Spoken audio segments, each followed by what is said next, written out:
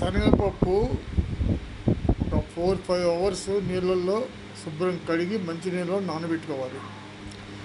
తర్వాత వీటికి కొంచెం పల్లి పప్పు ప్లస్ కొంచెం మినప్పప్పు యాడ్ చేయాలి.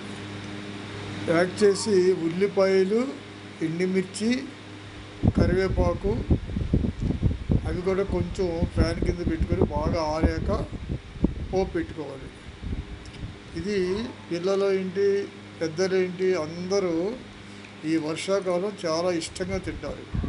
పంటి కింద ఈ పలుకులు పడి మంచి టేస్ట్ ఇస్తుంది.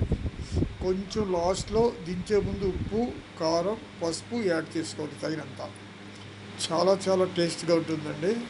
సింపుల్గా చేసుకోవచ్చు, బాగుంటుంది కూడా.